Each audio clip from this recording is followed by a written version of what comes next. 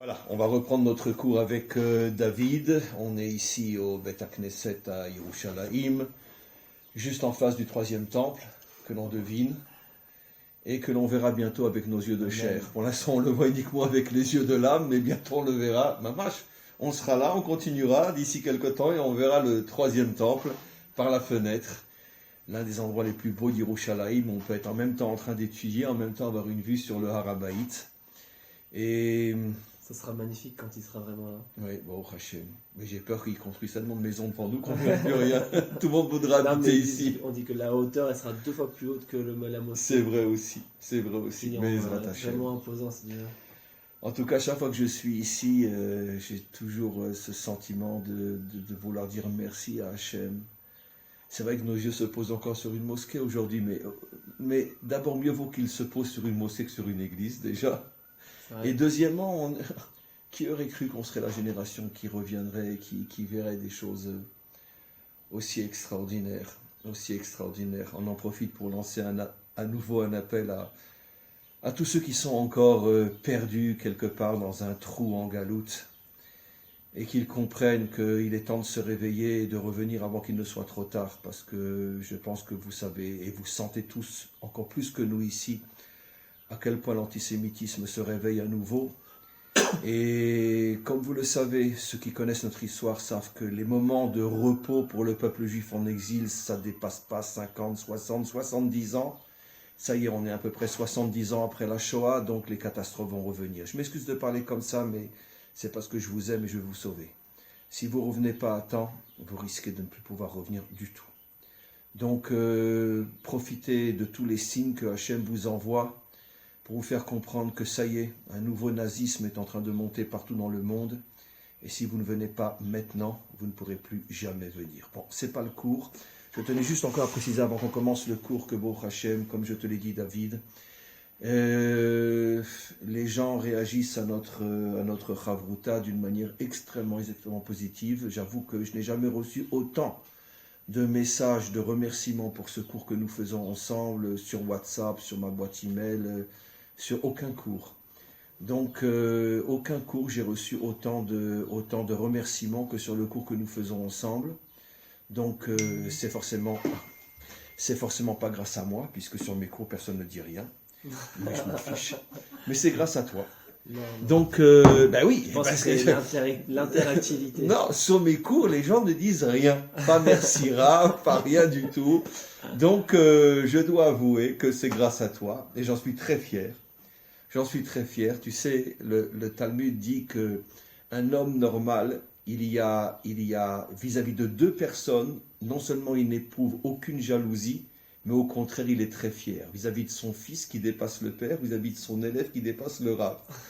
Donc, comme j'essaie d'être un homme normal, je n'ai absolument aucun problème parce que les gens te félicitent plus qu'ils me félicitent moi. Au contraire, c'est ma fierté, c'est mon honneur.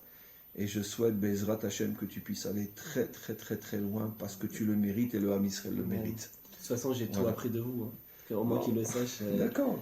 Mais j'ai appris nulle part ailleurs. D'ici quelques temps, tu vas me dépasser, Bezrat Hashem, et j'en serai encore plus fier.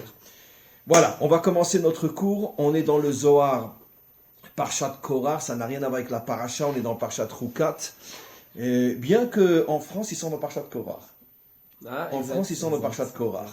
Donc finalement, par rapport à tous ceux qui nous écoutent en Chutz La'aretz, on est dans la bonne Paracha. Mais nous, on continue ce qu'on a commencé la semaine dernière parce que c'est un sujet extrêmement important. Et on fonce. Et en vérité, les deux parachutes sont liés. Bien sûr, les deux parachutes, Korah et Rukat. Aussi avec la vache rousse, etc. C'est toi qui le feras. Alors, on commence à lire. On est en Chavruta, pas en Shiur, donc tu m'interromps quand tu le veux. Tachazé. Kolman deishtadel beoraita. Tout celui qui véritablement se préoccupe de la Torah. Tu verras que le mot en hébreu, c'est leishtadel beoraita et pas osek batorah et encore moins l'omed et ta Torah. Le Zohar ne parle pas des gens qui étudient la Torah, ça n'intéresse pas. Parce que tu peux étudier, rester un théoricien et rien faire pour changer le monde. Même pas la asok batorah. Dans le Zohar, le mot c'est l'ishtadel, ishtadlut. C'est quoi ishtadlut? C'est quelque chose qui est concret. Comme on dit, atatsari la sot ishtadlut. Pas seulement croire que Dieu va t'aider. Tu dois faire une ishtadlut, tu dois agir toi-même. Et là, le Zohar emploie un mot très important. Kolman de ishtadel beoraita. C'est-à-dire pas seulement étudier la Torah, pas seulement enseigner la Torah, mais voir comment concrétiser dans ce monde ce que tu sais de manière à changer le monde. Kolman de ishtadel beoraita, achid beilana de chaye. On va juste lire le petit passage. Il est attaché à l'arbre de la vie. Le fameux Etz HaChaïm, au tout début de la création, il y avait l'arbre de la vie qu'il fallait manger et l'arbre de la connaissance. Il fallait attendre la fin du Shabbat pour le manger, comme on le sait. D'après le Zohar, comme on va le voir, dans tout le Zohar, le Etz HaChaïm, il le dit ici, ou Achuz be'Etz HaChaïm, donc celui qui fait tout pour faire descendre la Torah dans ce monde, est attaché à l'arbre de la vie, chez ou Atiferet, qui est donc la sphira qui inclut et qui réunit tous les contraires. Et l'arbre de la vie et l'arbre de la mort qu'il ne fallait pas manger, qui serait devenu lui aussi l'arbre de la vie si Adam avait attendu, mais il n'a pas attendu, il s'est précipité, c'est devenu l'arbre de la mort. Le Zohar explique partout que c'est la malchoute, comme on va voir par la suite. Kevande achid be, bekula achid.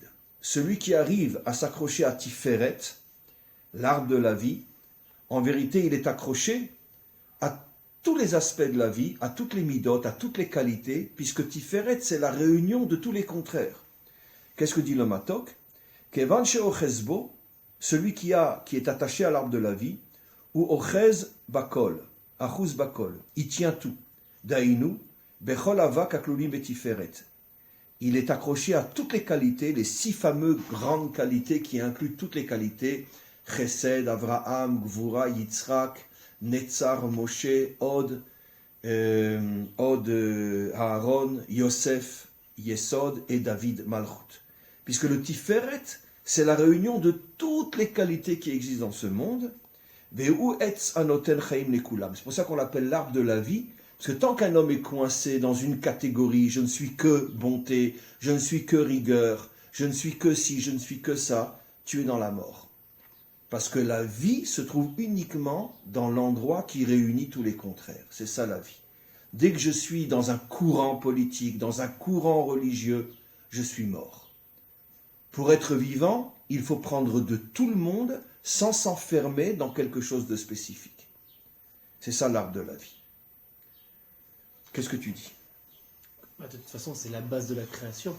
C'est-à-dire tout le processus de la création du monde, il est basé sur la différenciation. Puisque Vayavdel Elohim et Aor et Achocher, il a différencié d'abord la lumière de l'obscurité, des Maïm Ayonim, Maïm Atartonim, des eaux d'en haut, des eaux d'en bas, ainsi de suite, ainsi de suite. Il est parti d'un point central, d'un point unique, où apparemment il n'y a pas de différence. C'est le Or Aélien, c'est le Or Ensof, on va dire, c'est lui-même. Lui, il est un, il n'y a aucune différence, il est un, il est unique.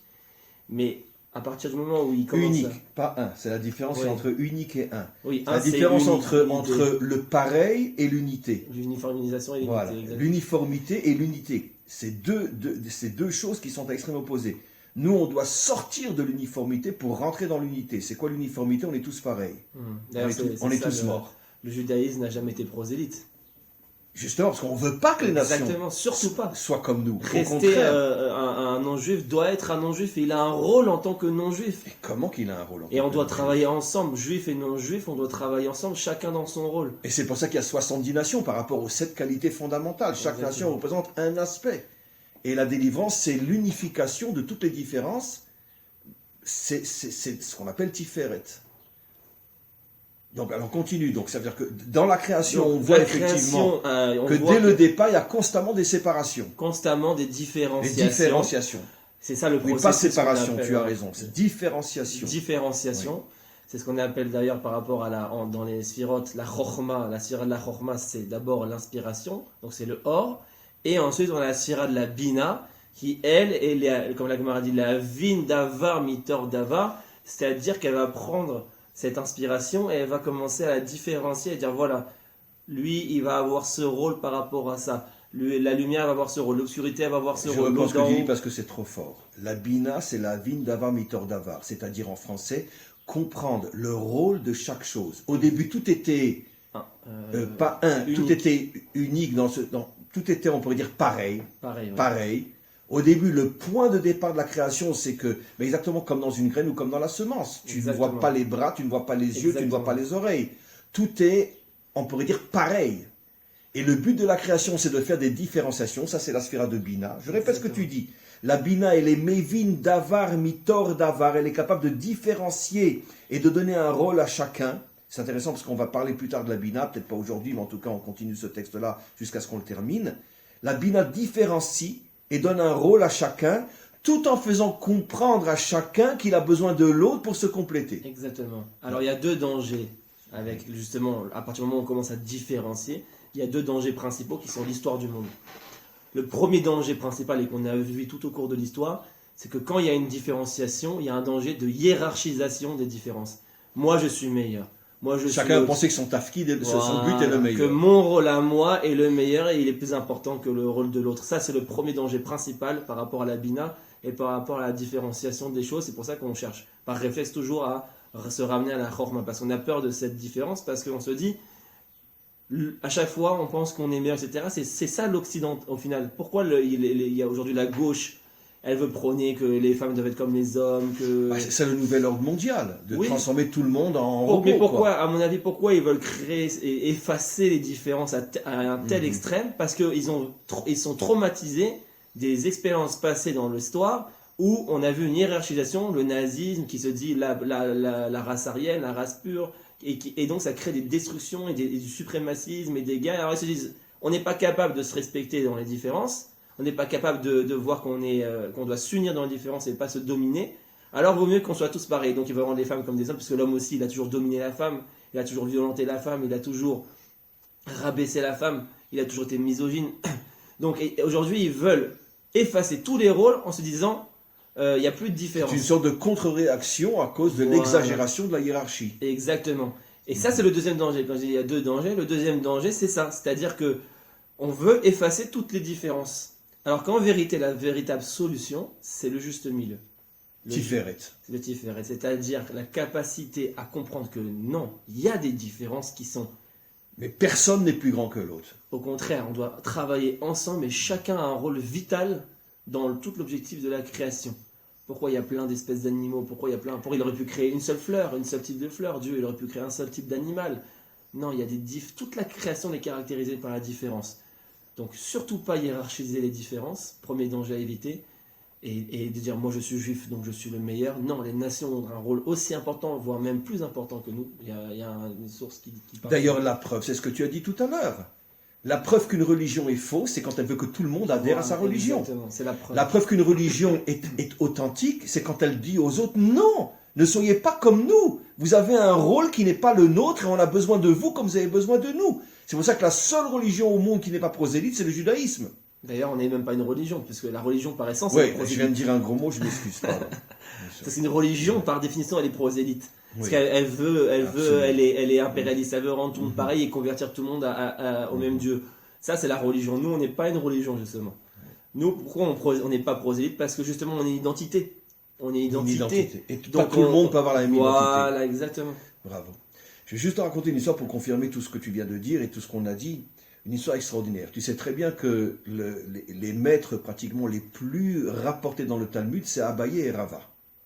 Ça veut dire que c'était des maîtres on ne pourra rien dire pour expliquer leur grandeur.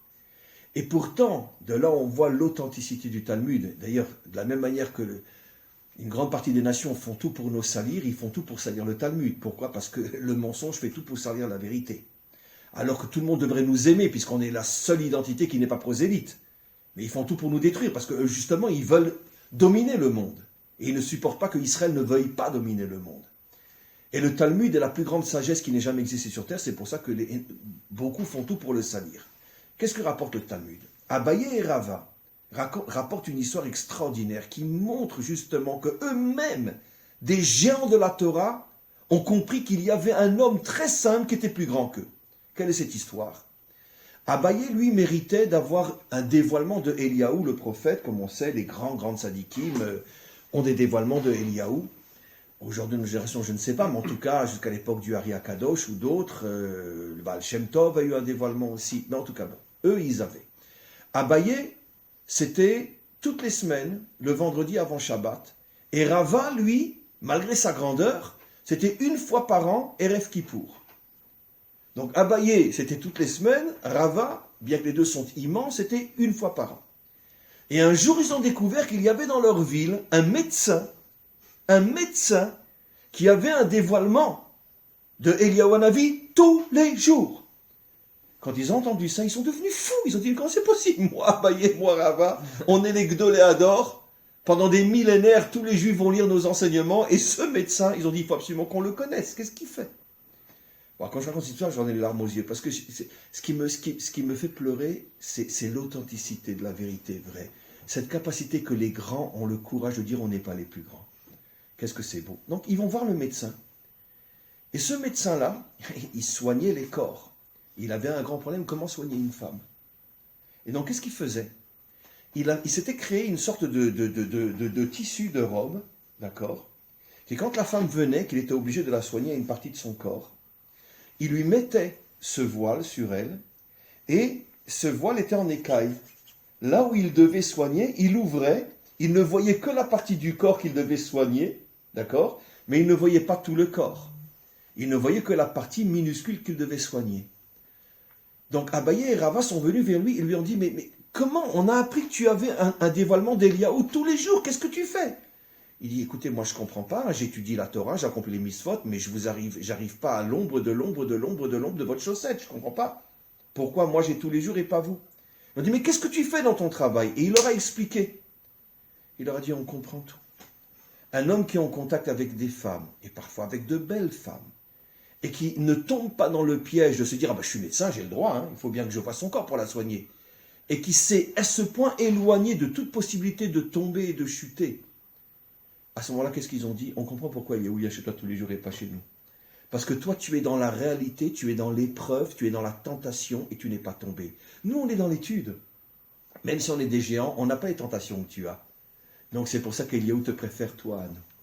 Qu'est-ce qu'on voit de là? Je sais pas, j'ai pas de mots pour expliquer.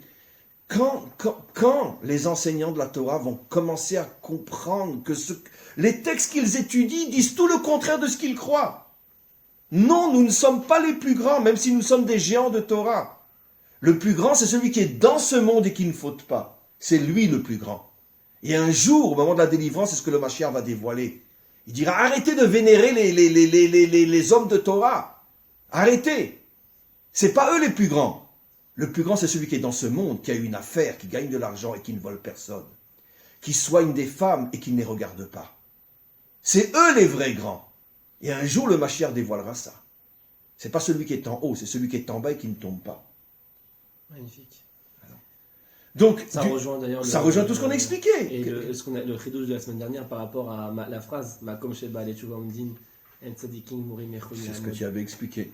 C'est exactement ça l'idée en fait. Il m'a fallu 40 ans d'études pour que tu me révèles cette explication-là. Ce que vous dites là, c'est exactement ça. C'est-à-dire le Baal Tshuva, il a la capacité, lui, d'être dans ce monde, d'être dans le Makom, c'est-à-dire dans le monde matériel, la dimension de Dieu à travers la matière. Et de ne pas tomber. Et de ne pas tomber. Et c'est ça qui va faire qu'il est plus grand que le Tzadik Gamour. Pas plus grand au niveau spirituel, plus grand. Non, mais dans son domaine. C'est-à-dire que dans son domaine, il a une dimension que le Tzadik n'a pas. Regarde, prenons un exemple, et surtout ne comprenez pas mal ce que je veux dire. Baba Saleh était un tzaddik inimaginable. Mais quand il sortait, il se couvrait le visage, etc., pour ne pas être éprouvé. Mais un médecin, lui, qui est obligé de voir un minimum, mais qui ne va jamais fauter, même pas avoir une mauvaise pensée, dans ce domaine-là, il est plus grand que Baba Saleh. Oui, je le dis, dans ce domaine-là, il est plus grand que Baba Saleh. Et Baba Saleh, comme c'était un tzaddik authentique, c'est sûr qu'il le savait. C'est ça ce que tu as expliqué, qu'il n'y a pas de hiérarchie. Chacun dans son domaine a un point dans lequel il est plus grand que le plus grand. Et c'est ça l'unité. D'arrêter de penser qu'on est meilleur que les autres. D'ailleurs, cette idée, c'est l'idée principale de la vache rousse. C'est-à-dire, explique. Le secret de la vache rousse, c'est ça en fait, en réalité. Pourquoi ? Parce que la vache rousse, c'est quoi? La vache rousse, c'est Paradouma. Elle est rouge. Pourquoi elle est rouge? C'est la première question. Ensuite, on la faisait sortir, on l'a brûlée en dehors des 3 camps. On allait au Harazetim et on faisait la shrita là-bas. Sur le mont des Oliviers. Et qui faisait la shrita? Le Kohen. Non. C'est Elazar Cohen qui a amené, mais lui, il était et il regardait. Et c'est un zar. Un zar. C'est un étranger qui venait, qui faisait l'acte de la shrita. Pas Elazar. Elazar, il devait juste regarder l'acte. C'est la seule. Et lui n'était pas le Kohen Gadol. Et lui-même n'était pas le Kohen Gadol. Il était le pas sous-Kohen. C'est le seul korban que c'est ni le Kohen Gadol qui le faisait, ni le sous-Kohen, c'était un zar. Alors qu'il purifie de l'impureté la plus grave qui existe, la pureté de mort. C'est la purification totale du monde. C'est l'unité du monde. Parce que c'est quoi la mort? C'est la séparation entre l'âme et le corps, entre le monde d'en haut et le monde d'en bas. Et d'ailleurs aussi, la vache rousse, elle purifiait les impurs, mais elle impurifiait les purs. Comme ça on dit, et c'est incompréhensible. En vérité, là se cache tout le secret de la vache rousse. Pourquoi? Parce que qu'est-ce qu'il a dit Shlomo Ameler? Shlomo Ameler, selon l'interprétation classique, il a dit Erkema veir rechoka mimeni. Je croyais avoir tout compris sauf ça. En fait, c'est pas ce qu'il dit. Et donc j'ai rien compris. En fait, c'est pas ce qu'il dit. Qu'est-ce qu'il dit? En vérité, il révèle le secret de la vache rousse dans cette phrase. Il dit moi, je suis de la chorma, je suis du monde de la chorma, je suis un tzaddik. Veir rechoka mimeni. Moi, je n'ai pas la capacité de faire le tikkun du monde matériel. C'est ça la vraie explication de cette phrase. C'est-à-dire que Shlomo il dit moi je suis le tzaddik, je suis la chorma, mais c'est pas par moi que passera le tikkun. La vache rousse elle représente le tikkun du monde matériel parce que c'est le rouge, c'est la matérialité. Elle représente le tikkun final, c'est un zar qui doit faire la shrita. C'est un petit, c'est un étranger. C'est pour ça que David Emer il vient de Moab. Et en vérité Shlomo dans la phrase où on croit qu'il dit qu'il connaît pas le secret, en vérité dans cette phrase il révèle le secret de cette vache. C'est qu'en vérité le tikkun final passera par quelqu'un qui est rachok. Veir rechoka mimeni. C'est qui est rachok? C'est le Baal Tshuva, justement. Parce qu'à quel moment? C'est ce que dit Srazal, que la délivrance viendra par la teshuva. Non, mais c'est ce qu'on dit sur David, que c'est lui qui a dévoilé la teshuva dans le monde. Mais le verset lui-même où la Gemara dit Makom Sheba le Tshuva Mdin, à quel verset se référence? Boré Nifsfataim, Shalom Shalom, la rachok vela karov. Le Baal Tshuva, il a appelé rachok. Veir rechoka mimeni. C'est-à-dire que celui qui est loin, c'est lui qui va faire le tikkun du monde. Celui qui est appelé Rachok, celui qui part de loin, qui part avec cette nature matérialiste, et c'est lui qui va, c'est pour ça que c'est le zar qui fait la shrita, c'est-à-dire quelqu'un qui a une dimension d'étranger, c'est lui qui va pouvoir faire la shrita du Yetzer Hara et la shrita du monde. C'est ce qu'on voit dans tout le talir de la Géoula, c'est tellement juste ce que tu dis. D'où vient David, donc d'où vient le Mashiach? Au départ, d'un père qui a eu une relation avec ses filles, d'un homme Yehuda qui a été avec une prostituée. David lui-même, son père pensait que c'était un mamzer jusqu'à l'âge de 20 ans. Tu connais l'histoire? Parce qu'il savait pas, il a cru qu'il allait avec la servante, et en vérité, il savait pas que c'était sa femme, et quand il a vu sa femme enceinte, il a pensé qu'elle était partie avec un autre. Ça veut dire qu'en vérité, que toute la lignée du Mashiach ne passe que par des catastrophes. Que des catastrophes. Que des problèmes. Un inceste, un acte de prostitution, Moab, qui est la poubelle du monde. Mais il faut cette dimension. Le peuple de Moab, Ruth qui vient de Moab, la poubelle du monde. Si David il est entièrement juif, entièrement kadosh, il a une ascendance trop juive, trop il peut pas faire il peut pas faire la shrita, la paradouma. Il peut pas réparer le monde. Il peut pas réparer le monde, donc il peut pas. Il faut qu'il ait cette dimension, cette expérience, parce que pour qu'on puisse s'identifier à lui, il faut pas qu'il vienne d'une élite spirituelle, parce que si c'est une élite spirituelle qui vient dire au monde c'est pas bien, il faut être comme ça, il faut être comme ça, on va lui dire. Toi, t'es né dans un monde de Torah, c'est facile pour toi. Nous, on mangeait McDo. Mon père, c'est un mafiosi. Il me frappait quand j'étais petit. De quoi tu me parles? Par contre, quelqu'un qui a été chassé par son propre père, qui a été considéré comme mamzer par sa propre famille, quelqu'un qui David, on parle de David. Chassé par son père et par ses frères. Donc, qui a vécu, un bâtard. Bien sûr, donc qui a vécu toutes ces. Lui, il pourra aller voir ces gens-là, leur dire. Parce qu'il vient de loin. Parce qu'il vient de loin et il vient d'eux. Ils pourront s'identifier à lui, donc lui, il pourra faire la teshuva au monde entier. Donc, selon le principe, en reprenant ce que tu dis et en rajoutant que à Kol Letova, que même dans l'obscurité se cache une lumière incroyable, en plus, dit le Balatania, c'est précisément dans l'obscurité que se cache une lumière qui est plus grande encore que la lumière visible. D'accord? On parle de lumière spirituelle, bien sûr. C'est ça le sort du Baal Teshuva. On comprend que finalement, pourquoi juste avant la délivrance, parce que c'est assez récent, il y a eu une telle explosion dans le peuple juif que la majorité ont quitté la Torah et sont devenus laïcs. Pourquoi? Pour préparer justement la Teshuvah et pour préparer la venue du Mashiach. Pour préparer la venue du Mashiach. Le Mashiach ne pouvait pas sortir du monde orthodoxe. Il ne pouvait pas sortir du monde religieux. Ni d'un rabbi, ni d'un tzaddik, ni d'un admor. Le Mashiach ne peut sortir que du monde qui a abandonné la Torah, et en revenant lui-même, il va ramener tout le monde. D'ailleurs, c'est la suite de la paracha de Adouma. Juste après, on voit quoi? Moshe qui frappe le rocher. Pourquoi il a frappé le rocher? Parce qu'il a jugé le peuple. Il a dit Shimuna Morim. Il a dit écoutez les rebelles. Pourquoi? Parce que quand tu viens d'une élite spirituelle, à un moment donné, tu vas te sentir en décalage avec le peuple qui est trop rebelle, qui apparemment est trop fauteur, qui apparemment est trop décalé, trop loin du projet, qui est tout le temps en train de se plaindre. Et tu vas exploser. Et tu vas exploser parce que Moshe, c'est l'image même de la miséricorde. Il a toujours pris de la défense du juif, etc. Une fois il a craqué, une fois il a perdu patience, un petit mot de travers, il a dit Shimuna Amorim, Hachem a dit Met, tu vas mourir dans le désert. Attends, c'est dur. Le pauvre Moshe, il a sacrifié sa vie pour le peuple. Toute la journée, il ne faisait que se plaindre et lui cracher à la figure et ils étaient ingrats. Une fois, il a dit un mot de travers, Dieu, tout de suite, il a pourquoi Natati lechagdula ela bishvilam. Ta grandeur, elle n'est que pour eux. Et c'est pour ça qu'Hachem a compris, ça passera jamais par un tzaddik. Parce qu'un tzaddik, à un moment donné, il va prendre sa grandeur pour lui. Il a dit non, il faut un nulard, il faut un petit. Il me faut quelqu'un comme ça qui vient d'eux-mêmes. Et lui, jamais il pourra se sentir en décalage avec eux, jamais il les jugera. Parce qu'il était comme eux avant. Donc jamais il les jugera. Et c'est pour ça que c'est ce qu'il dit Shlomo Ameler. Hirechoka mimeni. Moi, le tikkun du monde est trop loin de moi. Est trop loin de moi. Non, c'est-à-dire que moi, je peux être un modèle inspirateur. Le tzaddik, ben c'est ça le ribour entre Yesod et Malchut. Bien sûr. Entre le tzaddik et le roi. C'était ça la grande marloquette entre Yehuda et Yosef. Ils n'ont pas compris que finalement l'un avait besoin de l'autre. Et c'est pour ça que Elazar, il est roé.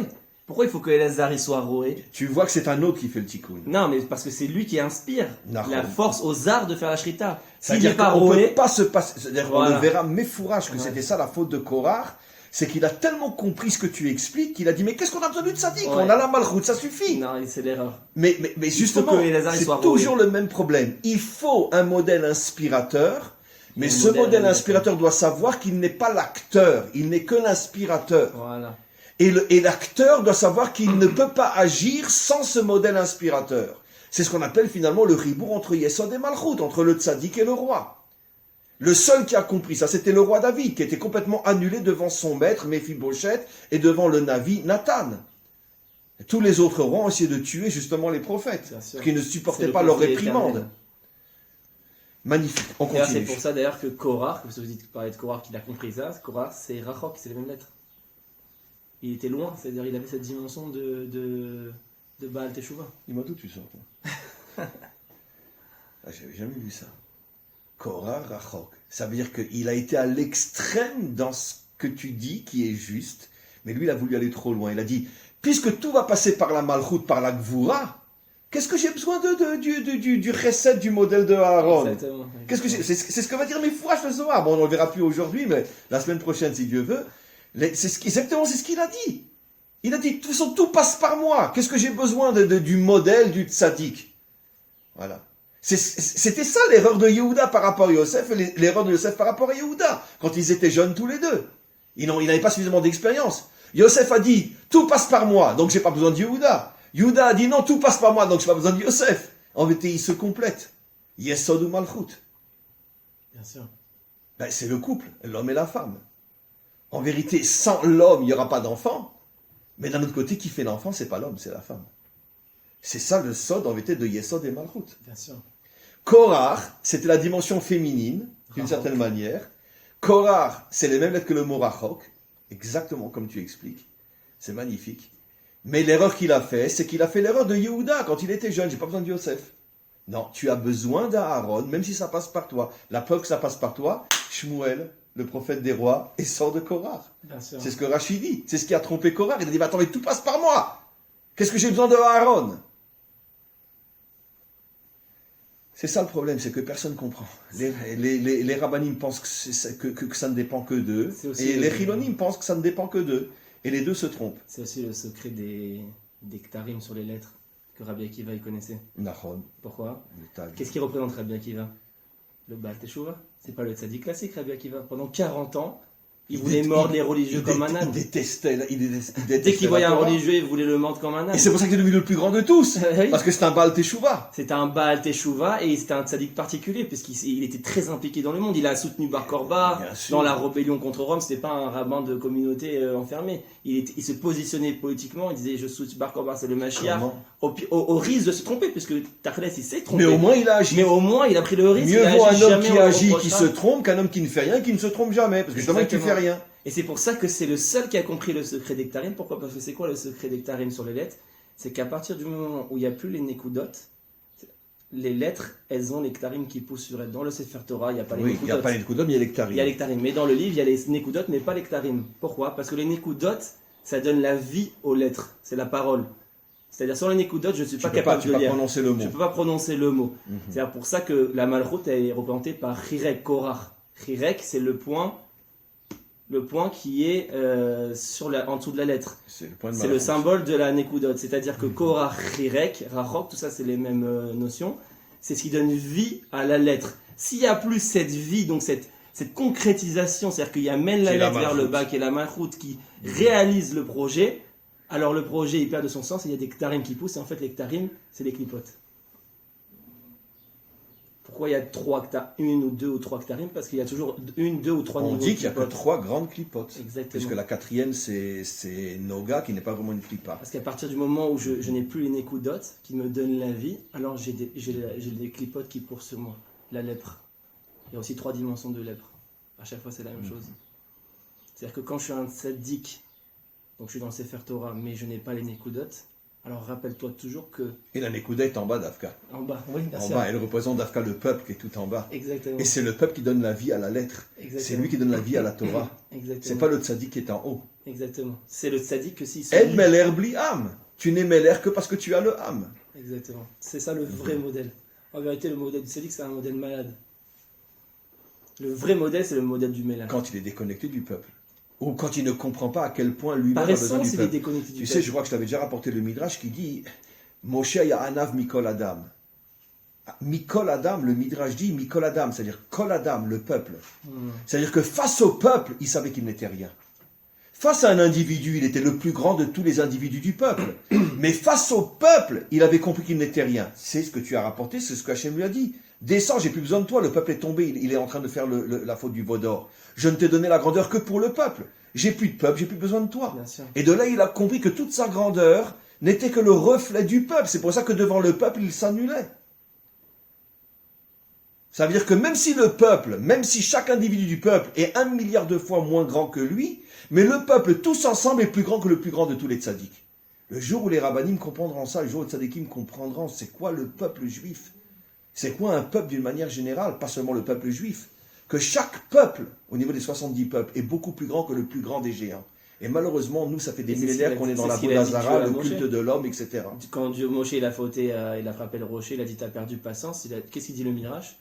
De la même manière que tu dois avoir la émouna en moi, que c'est pour le bien comme pour le mal, c'est-à-dire que même s'il y a le mal, même s'il y a la Shoah, même si... Et c'est un très haut niveau d'émouna, parce que c'est facile de dire à Kol et Tova, mais quand tu as vécu la Shoah, on peut comprendre que tu quittes la religion, on peut comprendre que tu disais foi, Bien ya sûr. Elohim, on peut comprendre. Bah, Donc c'est un très haut niveau d'émouna déjà de croire, mais on peut espérer que Moshe, lui, était à ce niveau-là, de croire vraiment que tu dois bénir Dieu et pour le bien et pour le mal. Sache comme que le Gemara dit. Midrash dit que quand il est monté sur le mont Sinaï, qu'il a atteint le plus haut niveau de dévoilement, Hachem lui a dit à ce moment-là, pose-moi n'importe quelle question, j'y Oui, répondrai. il a posé la Et il question. a posé la question, je voudrais juste comprendre une Mais on ne chose. comprenait pas. Pourquoi les justes souffrent tellement et les méchants ils sont tellement prospères? Hachem lui a dit, ah ça j'ai oublié de te dire que je réponds à toutes les questions sauf à celle-là. Ça veut dire que même Moshe, d'une certaine manière, Bien sûr, avait ce problème-là. C'est un émouna. Et donc Dieu, il dit de la même manière que tu dois avoir la émouna en moi, sur comme le bien comme pour le mal, de la même manière le peuple, tu dois avoir la émouna qu'au fond il n'est que bien, il n'est que lumière. Même si apparemment il est entièrement rebelle, même si apparemment il est entièrement fauteur, même si apparemment il est débauché, même si apparemment il n'y a rien à espérer de lui, et que le tikkun est impossible à faire, tu dois avoir la émouna de toujours continuer à Que ça croire passera par le que peuple. ça passera par le peuple, et qu'en vérité ce n'est que lumière, et que Akadosh Baruch Hu, la Torah et le peuple juif ce n'est qu'un, comme dit le Zohar Akadosh. Ça c'est un très haut niveau d'émouna, parce que tu as la C'est émouna en moi. intéressant ce que tu dis, parce qu'effectivement, le Midrash dit Kutsha Berichu, Hachem, Oraïta, la Torah, et le Ham Israël sont un. C'est pas marqué Hachem, la Torah et le Tzaddik sont un. C'est marqué nulle part ça. C'est marqué Hachem, la Torah et le Ham Israël sont un. C'est-à-dire que le Ham Israël est beaucoup plus haut que le Tzaddik.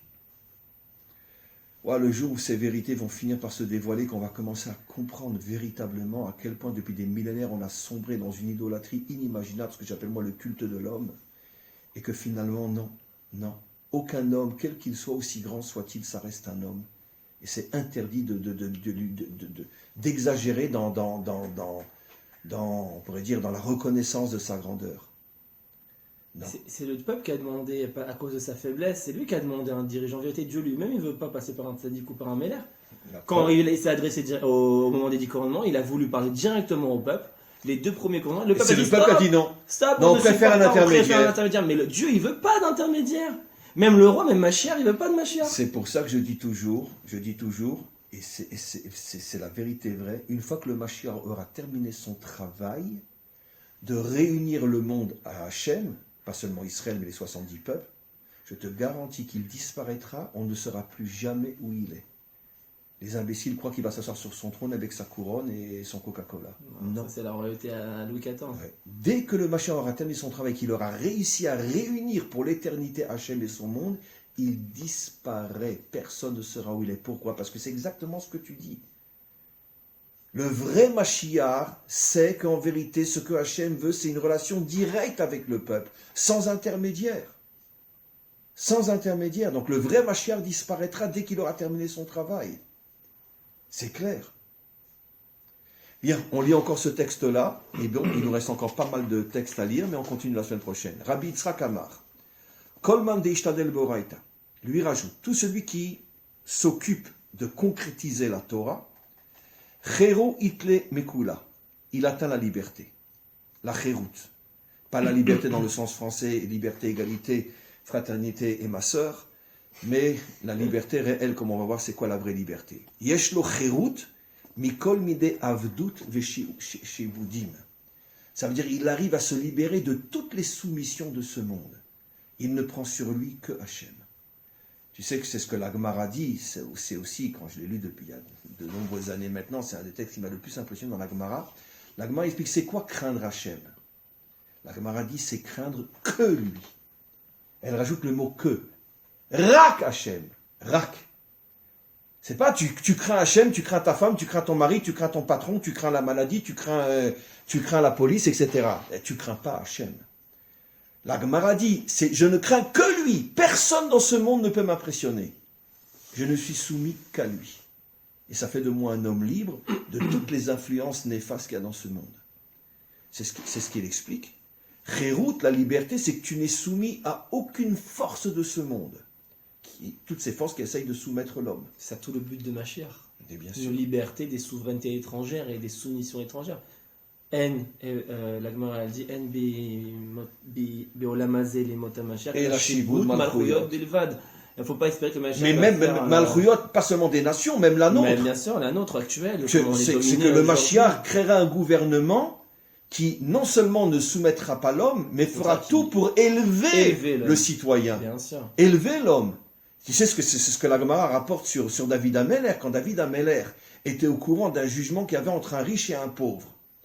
Et que, jugé honnêtement, le riche gagnait, c'est pas parce qu'il est riche qu'il est forcément méchant, le riche gagnait, et que le pauvre devait payer une somme énorme qu'il n'avait pas, qu'est-ce que faisait David ? David envoyait des messagers dans tous les tribunaux, et quand il entendait qu'un pauvre avait perdu, et que ça l'obligerait finalement à travailler comme un esclave toute sa vie, d'accord ? Il prenait de l'argent de sa caisse privée, il mettait dans une enveloppe, et il envoyait un chaliard, l'envoyait au pauvre, pour payer le riche. Gemara Mefureshet. Je veux dire, c'est vraiment, on vit dans un dirigeant pareil. Tu t'imagines un dirigeant pareil ? Tu t'imagines un dirigeant qui se soucie d'aider chaque citoyen ? Qui a le souci de la justice sociale, qui a le souci de on comprend pourquoi il s'appelle Chaïv et Kayam. C'est le seul modèle qu'on a retenu. Parce que ça, c'est un vrai dirigeant. Il se soucie que personne ne meure de faim. Tu as perdu ton procès, tu t'es mal comporté, mais c'est d'air. Mais je ne vais pas te laisser crever. Donc, je t'envoie une enveloppe avec de l'argent. Tu te rends compte un petit peu ce que le Talmud nous apprend. Donc c'est ça en vérité un vrai dirigeant, c'est celui qui n'existe que pour grandir le peuple. Que pour grandir le peuple. Et pas pour tous les 6 mois s'augmenter son salaire comme le font tous les Chavrei Knesset. D'accord? Tous les ans, ils s'augmentent leur salaire. C'est eux qui décident d'une loi pour s'augmenter le salaire. Plus 3 à 4%, je crois, par an. C'est ça, Shivud Malchuyot. On est soumis à tous ces dirigeants corrompus qui nous écrasent et qui s'en mettent plein les poches. Donc le seul rôle du Mashiach, c'est nous libérer de nos ennemis extérieurs et intérieurs. Et intérieur, bien Voilà. sûr. Retrouver un vrai David dans notre tête. Et là, la sot, milchamot ou mishpat. Ça veut dire, le Rambam dit dans Mishneh Torah, la seule fonction d'un roi, il n'y a pas de magie, il n'y a pas de je sais pas quoi, de prier toute la journée. Non, la première fonction d'un roi, c'est d'abord les guerres, nous libérer de nos ennemis extérieurs, et mishpat, la justice, donc nous libérer de Le nos ennemis tzedek, la malchut est intérieurs. appelée tzedek, tzedek Yadov. C'est la mida, La qualité de la malchut, c'est Melech, tzedek. Oev, tzedaka ou mishpat. Tzedek, c'est-à-dire le bien-être social. Le roi, il aime la tzedaka, la charité, mishpat et la justice. C'est les deux qualités principales du roi. Bon, il était une fois, on continue. Alors, Et encore. regarde ce qu'il dit maintenant. Cherum et mita. La Torah, la vraie Torah nous libère de la mort. Pas de la mort physique, mais regarde ce qu'il va dire. Aussi de la mort physique, en vérité. Ça sera après les Après délivrances. la Mais connaissance. aujourd'hui, puisque le Zohar est écrit encore avant la délivrance, Daïnou, mais regarde, c'est comme c'est fort. Mais achizat aklipot, she'em darga de mota, she'achizatam bemalchut. La vraie Torah nous délivre de tout le mal qui s'accroche à la malchut, qui s'accroche au pouvoir. Puisque rien n'est autant corrompu, n'est autant menteur, n'est autant hypocrite qu'un gouvernement. Puisqu'ils mentent tous, ils se fichent tous de nous. Donc en fait, on n'a rien compris à la Torah. Comment? On n'a rien compris à la Torah. Évidemment qu'on n'a rien compris à la Torah. On n'a Et, rien compris à la surtout, Torah. comme je dis toujours... La Torah, c'est un combat pour la justice. Mais bien C'est sûr. ça l'essence de la Et Torah. c'est pour ça que je le dis à haute voix, au Parlement israélien, à la Knesset, les pires de tous sont les partis religieux. Parce qu'ils sont complètement corrompus, ils sont complètement à la solde du pouvoir. Complètement.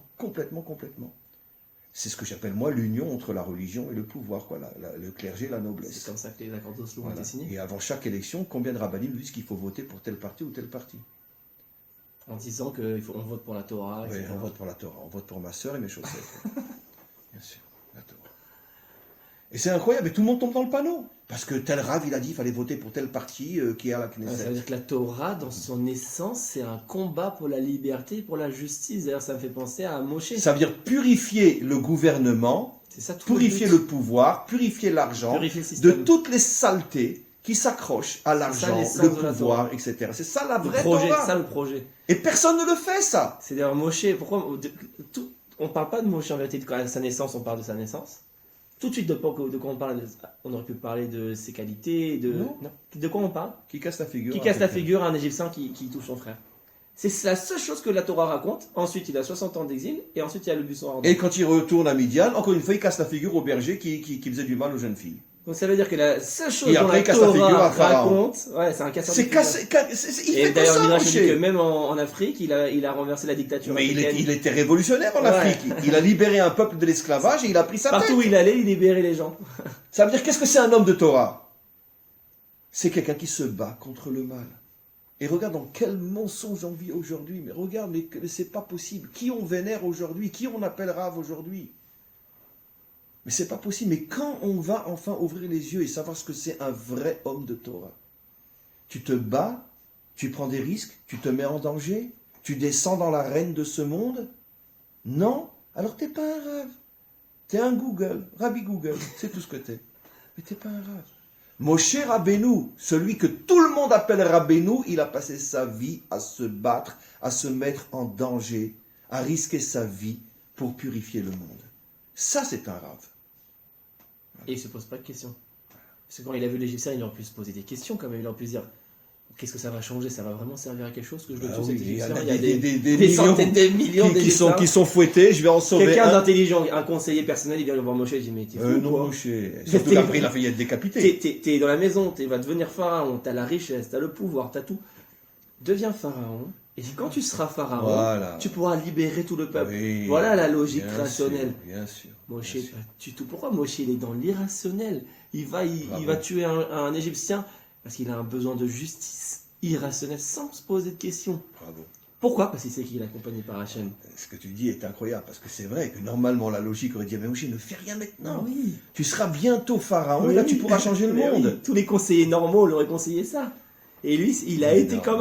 non. C'est comme La l'extrémiste. justice n'attend pas. La La justice vérité n'attend pas. Non, celui qui habite à Hebron, etc., qui va, qui... Ça sert à quoi, franchement? Là, tu fais le malin, tu fais l'extrémiste, etc. Ça sert à quoi? Mordechai, prosterne-toi devant Aman. Là, ça sert à quoi maintenant que tu fasses des problèmes? Tu mets tout le peuple en danger. Tous les juifs l'ont dit ça à Mordechai. Mordechai dit, je ne me prosterne pas. Il y a pas de ne cherchez pas à me convaincre que c'est pas logique ou que c'est irrationnel et que ça a aucun intérêt, que ça sert à rien. C'est un symbole de justice. Je me prosterne que devant Dieu et c'est comme ça. Parce que je sais que j'ai Dieu avec moi et Moshe, quand après il a été arrêté, dénoncé par ses propres frères, parce que c'est les gauchos de l'époque. Non, Datan et Aviram, Datan, date la religion, Aviram le pouvoir. Les gauchos de l'époque. Comme vous avez dit, la religion et le pouvoir, c'est les gauches, c'est le système de gauche. Ils l'ont dénoncé de temps en temps. Tu sais, il y a un petit extrémiste là qui a tué un Égyptien. Ils l'ont ramené et il a écrit qu'il a bénéficié d'un miracle. Moshe, on ne sait pas comment, il a réussi à s'enfuir. Il était avec la corde au cou, il y a eu un miracle. Et donc, c'est qu'en fait, quand tu fais ta ishtadlut déraisonnée, tu sais que tu as le bitachon absolu. C'est là qu'Hachem il t'envoie le miracle. Quand Arshon il a foncé seul face à la mer, c'est là que la mer s'est ouverte. Absolument. Mordechai qui ne se prosterne pas. C'est-à-dire, dans l'irrationnel, tu vas montrer Hachem. Parce que si tu as une action rationnelle, non.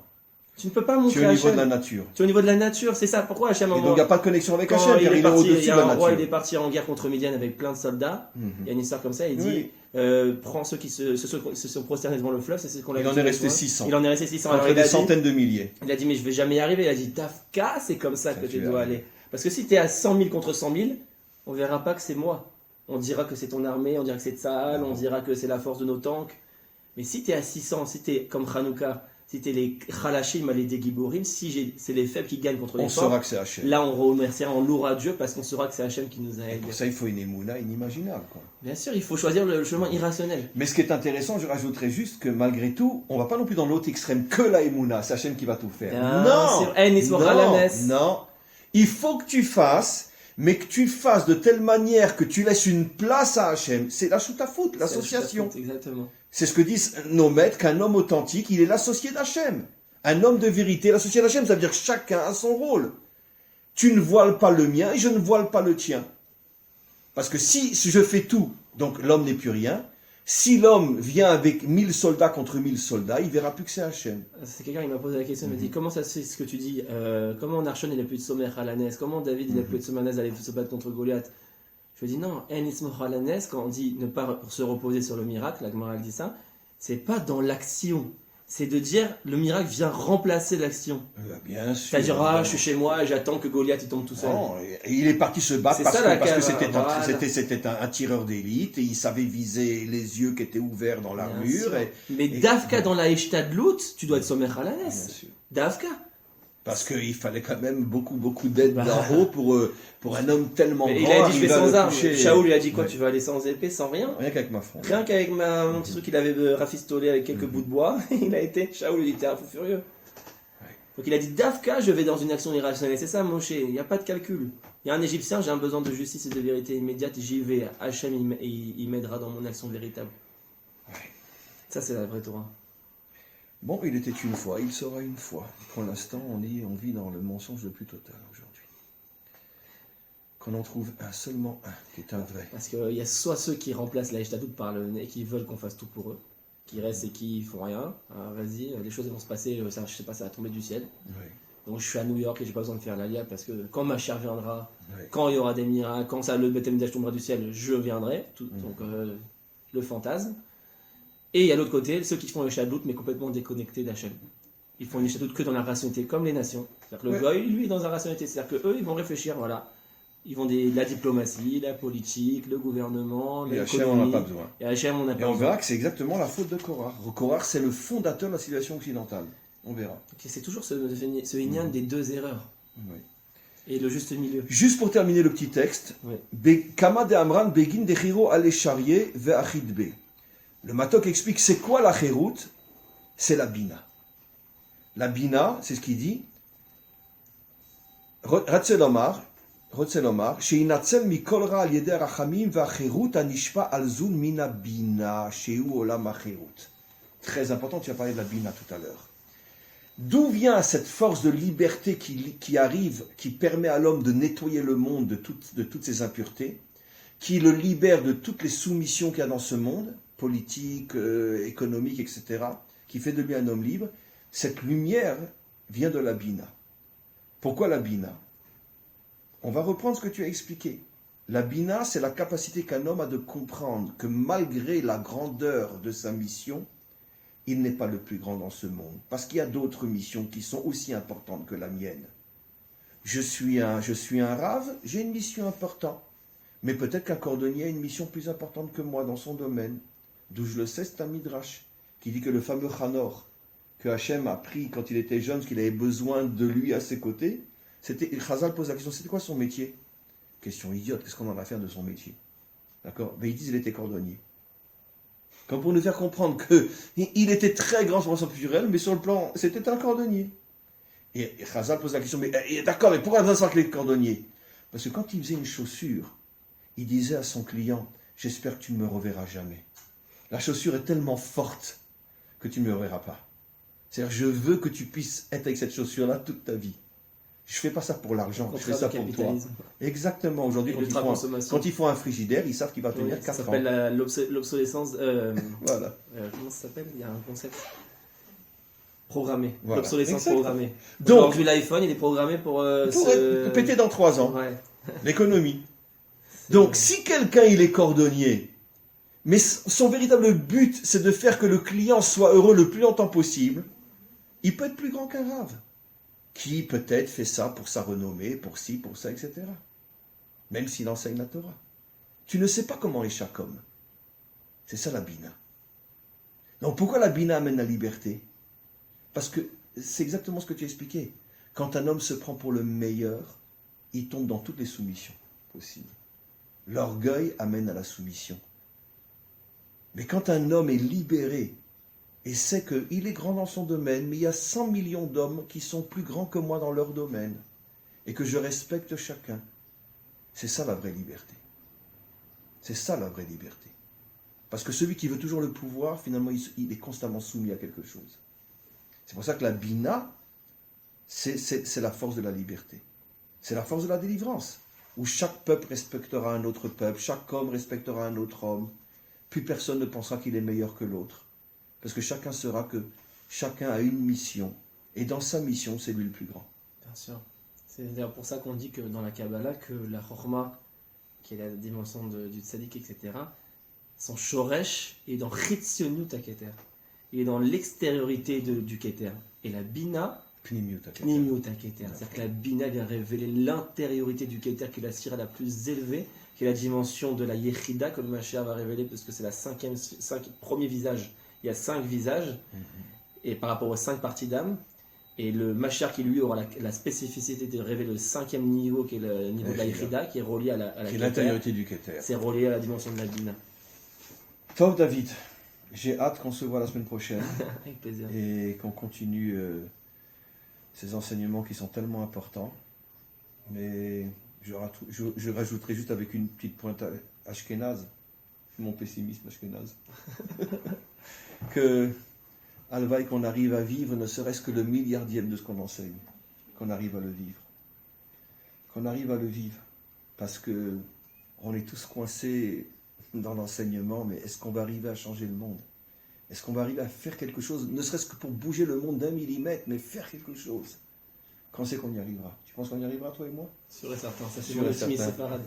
D'accord, alors c'est pas qu'un dernier mot. Allez, c'est le séfarade qui gagne. Vous avez fait encore une fois que les séfarades, c'est eux qui amènent la Géoula, etc. Rachim et Fourash, que le Mashiach sortira des séfarades. Et vu que la tribu de Yehuda a été exilée en séfarade, à la fin de Obadiah. La tribu de Obadiah a été exilée en séfarade. Donc le Mashiach sortira des Sfaradim. Heureusement, si c'était un Ashkenaz, alors je préfère continuer le galout. Vous imaginez un Mashiach Ashkenaz, lo allez. Allez, on y va.